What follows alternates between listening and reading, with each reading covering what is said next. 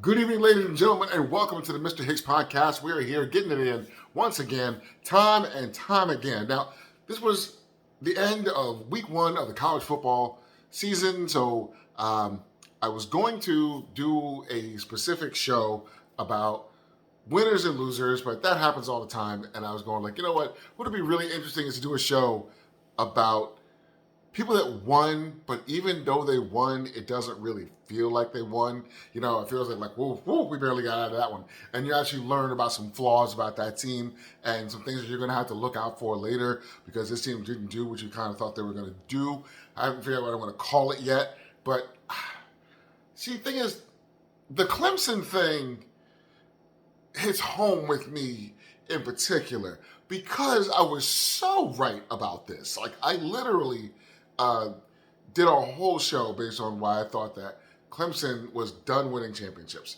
I don't think they're done being a respectable program. I think they're going to fall back to like an Iowa or like an Iowa State or even a Nebraska, kind of up and down because of what Dabo Sweeney feels on a very philosophical and systems level. And I want to get into that. But my point today is like, man, was I right about this? Like everything that I thought was going to come, like I am just, man, I'm just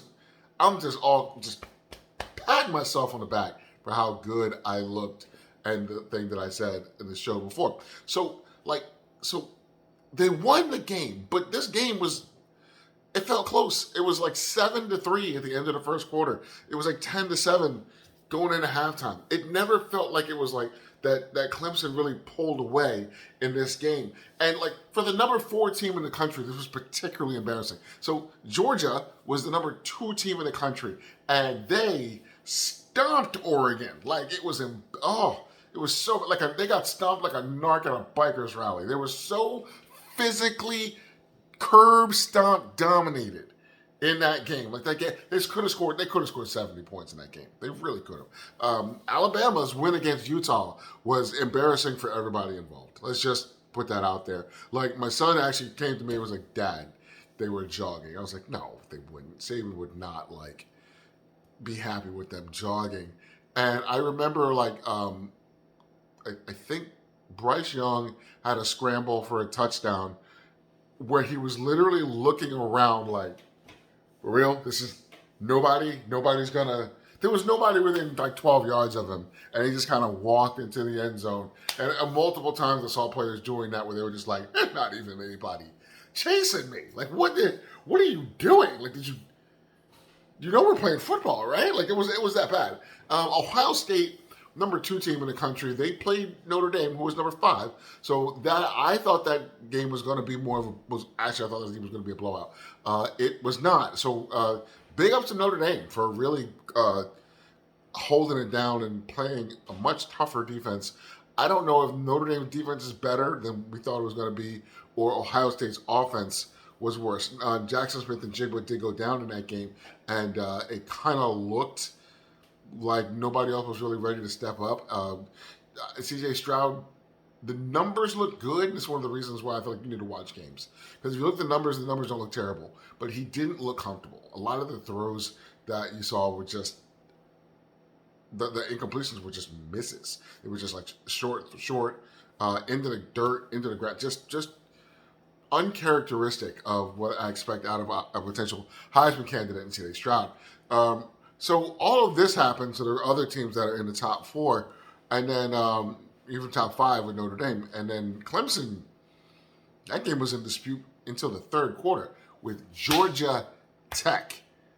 One of the worst programs in college football, year in and year out. They're bad on a different level to the point where it's a bad job. It's a great school, so it's one of those deals where it's like, they got redeeming qualities, but not on the football field.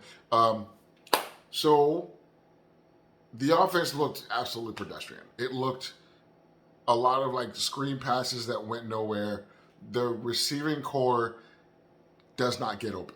It's a lot of, they're not scary. I didn't see a single person in that wide receiver core that I was worried about. If I'm like nobody that I got a game plan around, nobody, and it looked like they weren't even trying to push the ball downfield, and I couldn't tell whether it was the fact that the receivers aren't that dynamic, the offensive line can't block that long, or a DJ makes bad choices.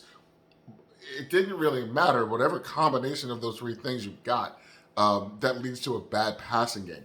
So, by the way, the offensive line was just putrid, horrible. Just the it was embarrassing to the point where I'd have been like, "Don't help me up." Like the fact that like the dude gets stomped, and then like the fact that he's a really big guy.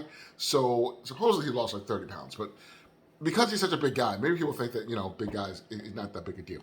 But he got hit and was chased out of the pocket so often that I'm like, when I got hit, I'd be looking at you like, don't even pick me up. He's like, you want to do something for me? Make sure I'm not down here. You want to do something? Don't help me up. Block the guy in front of you. How about that? Okay, hold your block for a few seconds. Have some responsibility about yourself. And this is a problem against Georgia Tech's defensive line. Name me somebody on Georgia Tech's defensive line. I dare you. You can't. Like, no matter what, Clemson's offensive line looked fantastic. There's no getting around. Meyer and Brian Brzee looked absolutely fantastic. They should. They were both, I think, top 5 defensive linemen in their class. So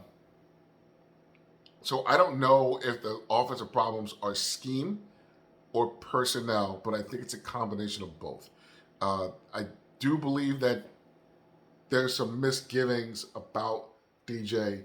Maybe they're trying to bring him in slowly. Maybe they didn't think they were going to have to do a whole lot to beat Georgia Tech. They thought they were just going to roll their helmets out there and beat Georgia Tech, so they just didn't have anything particularly exciting in the playbook. I totally understand that. But you underestimated them, and you overestimated your ability to roll your helmet out there and win a football game. So some of the things that Clemson used to generally have as a great program, they don't have anymore.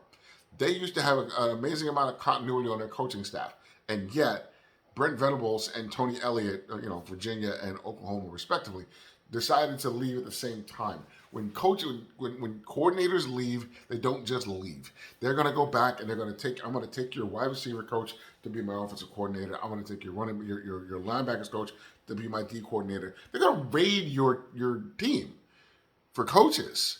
And then what Dabo does is he was an internal hire himself. And he was an interim head coach, and then he got the interim label kind of taken off, and he became the head coach. But I think Dabo looks at it as like, I'm going to hire from within, because if we are developing our coaches the way that we should, I should have coaches on my staff that are good enough to move up and take the responsibility. And you should, and hopefully you do, but you don't know. And for what was a great job as the offensive and defensive coordinators at Clemson, you should have made that an open national search and gotten the best coaches possible. Because you know who does that? Alabama. Alabama does that every year. Every time Alabama has an opening, they don't hire from within. They get the best coach they can get. That's your responsibility. We're just so worried about being like loyal to people instead of loyal to winning, loyal to a process, loyal to excellence. You're loyal to people. And that sounds great until the people let you down.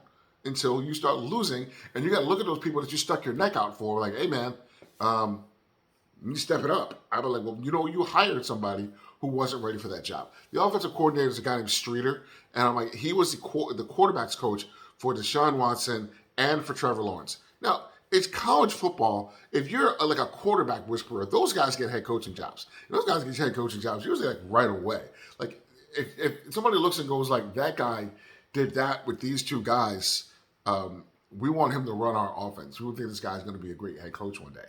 And Streeter's still there. Like, that's kind of odd to me that you're going to have 2 national championship winning quarterbacks both getting drafted in the first round, and nobody considers you to be a head coach. So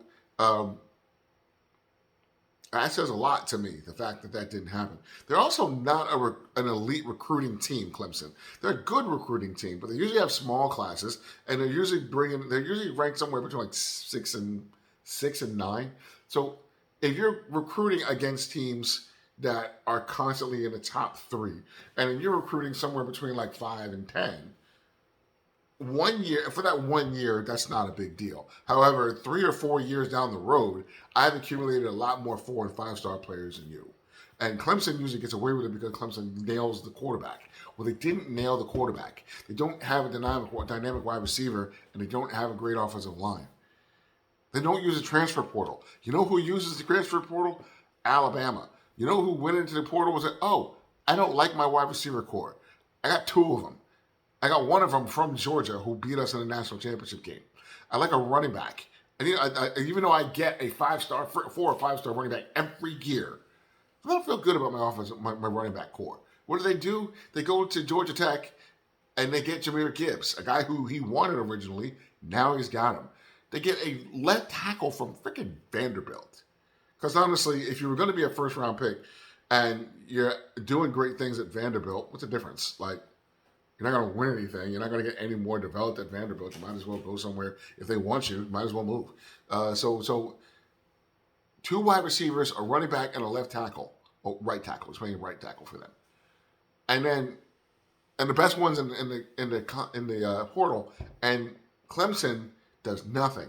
Zero. Like literally some of the few teams that took no transfers. So you had like Clemson, the service academies, Stanford, Notre Dame, teams that are like really, really academically vigorous.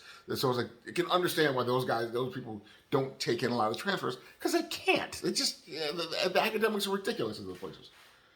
So yeah, that kind of thing. The problems that they're having add up over time, and that one lesson I'm really taking for this is that ego is not just egomaniacal. Like you tend to look at someone that guy's got a big ego, and you think like Gordon Ramsay. Like Gordon Ramsay has a huge ego. You imagine like yelling and screaming and like, oh, that's a big ego. But Dabo's got an ego too.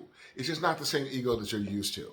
Like to stick to your principles, even when it's looking like your principles aren't working because they're comfortable for you. Like, I don't want to get out of my comfort zone. This worked for me. This is what got us where we are. We're going to continue to do this. I'm like, yeah, but the more evidence you see that this is not working, you should be willing to move off of this. I love what Dabo's done. I love the culture that he's established. But if you have a bunch of guys in there that you'd love to date your daughter, and then you start losing football games, yeah, when it comes with between culture and winning, I'm pretty sure most places would prefer the winning. And I'm not saying they would not like both, but I am saying if you could have one or the other, they want the championships, not the culture. So Dabo, I respect what you're doing. But I've said this before and I'm saying it again. You're going to be a very respectable man without a job coming up real soon. I'd say without using the transfer portal, I'd say you got about 2-3 more years. But I would say 2 most likely. Because what's happening is when the other teams in the ACC start using the transfer portal, they're catching up to you. You already lost the championship game last year. I believe there's absolutely no chance you're going to get a championship game this year. So you're not even making your championship game. You're falling pretty quickly.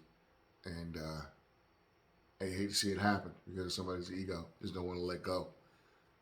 It's respectable. It's even honorable. But honor's not going to keep your job, bro. Take it easy.